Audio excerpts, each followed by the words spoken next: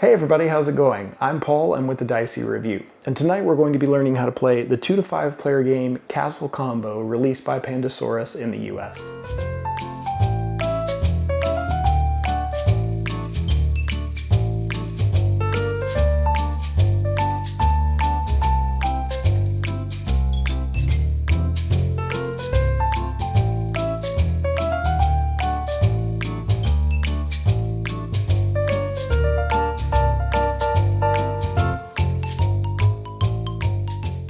Castle Combo comes with all of the components that you see here, including 39 village cards, 39 castle cards, a messenger pawn, gold tokens in different denominations of 5 and 1, and key tokens with values 1 and 3. The game also comes with a game aid and a score pad.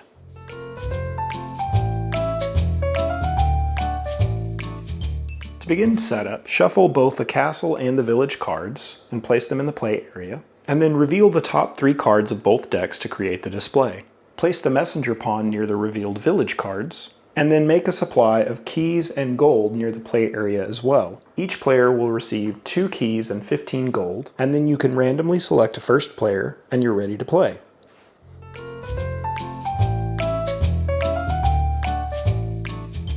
In Castle Combo, players will be selecting cards from the display to place in a grid of cards that is 3 by 3. Each player will have 9 total turns to place different cards in their grid before the game will end, and each player will score each card within their grid. Cards will have costs that must be paid to play them.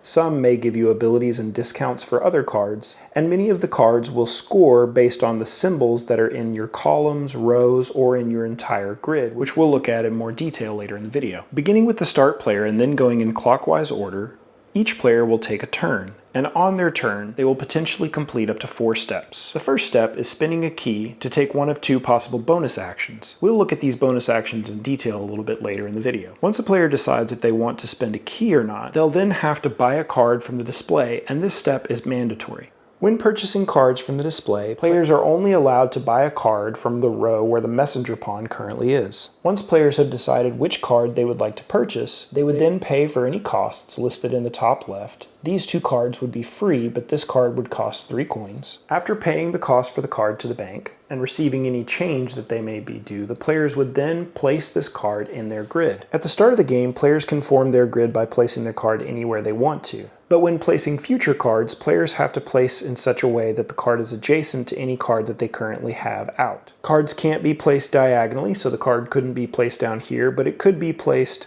to the bottom, top, left, or right of any cards that are placed. And on a future turn, a player could place this card here, or over here. Once again, they just wouldn't be able to place it in such a way that it's forming a diagonal space. And players are trying to form a 3 by 3 grid of cards, so players would never be able to place a card outside of that 3 by 3 grid.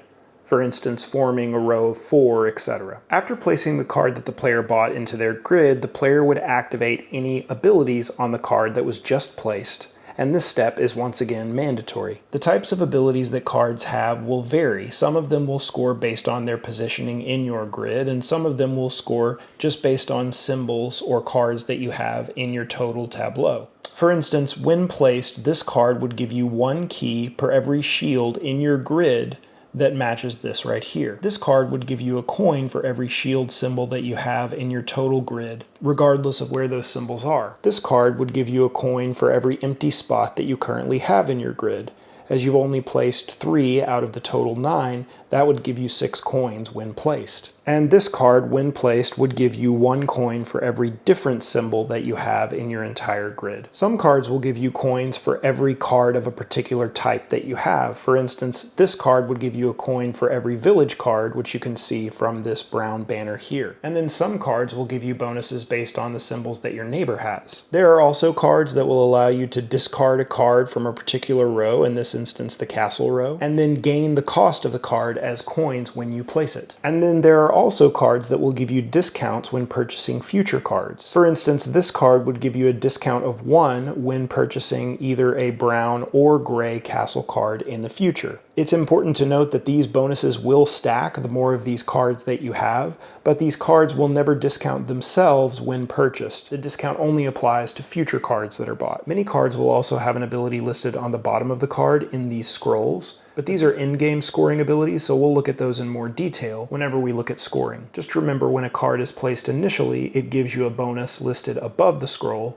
and at the end of the game, you will score based on the abilities in the bottom of the scroll. Many of the abilities are fairly straightforward once you understand the iconography, but there's an aid that gives you the details of each particular scoring icon if you need to look at that as well. After using any keys they want, buying cards, and applying abilities of the cards, you'll refill any empty spaces, and if the card that you bought or placed has an arrow pointing up or is a castle card with an arrow pointing down, then you'll move the messenger pawn to the opposite row. For instance, if the card that a player bought and placed had this gray arrow, they would move this messenger here. And in a future turn, if a player bought this card here that showed the brown arrow down, the messenger would move down, allowing players to buy from that row instead.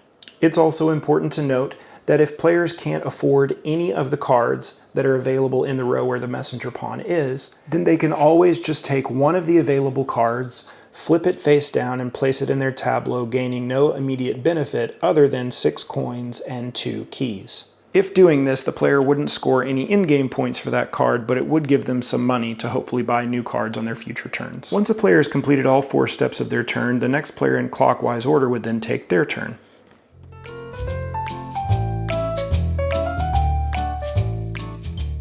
Now that we've looked at the steps of a player's turn, let's look at the first optional step of a player's turn again in more detail, spending keys. On a player's turn, before buying cards or doing any other steps of their turn, if they want to, they can spend a key. If players choose to spend a key, they can spend one and only one key to do one of 2 possible actions.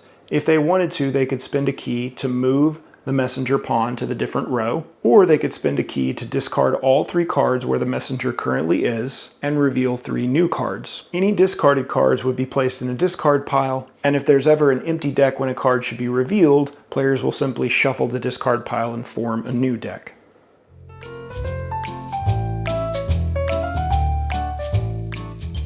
After each player has placed the 9th card in their tableau, the game will be over and scoring will take place. Players will start with their top left card and then move left to right in each row, scoring each card individually on the included score sheet. Some cards will score points based on their positioning and symbols in columns or rows. For instance, this card will give a player 2 points for every different shield symbol in this column. Some cards will simply give points for different types of cards that are in the player's tableau in general.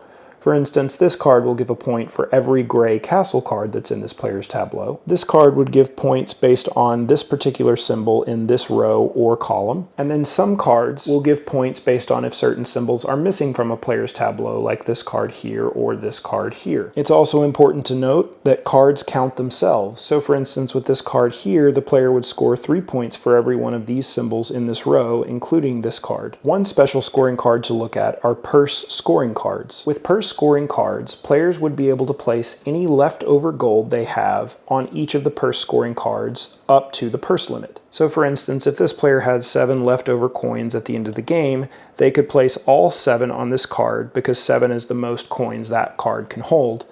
And then this card would score 2 points for every coin on it. In a similar way, if a player had any remaining coins, they could place them on this one as well, up to the coin limit. And once again, each coin on this card would be worth 2 points. Any leftover keys would be worth a point each, and any gold that a player might have left over that they couldn't place on any coin cards wouldn't be worth any points, but it is a tiebreaker at the end of the game. After players have added up the points for each one of the 9 cards in their grid and any remaining coins they have left over, the player who has the most points would win the game. And once again, if there's a tie, the player with the most gold would win. If there's still a tie, then the victory would be shared.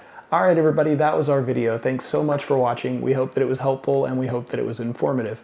If you still have any questions about how to play, please comment below or email them directly to me at thediceyreview@gmail.com, and I'll make sure to answer those questions for you if I can. As always, if you're enjoying the content that we put out, make sure to like this video, subscribe to the channel, and click the bell icon to be notified whenever we put out new content in the future. Alright everybody, thanks so much for watching, and until next time, I'll see you at the table.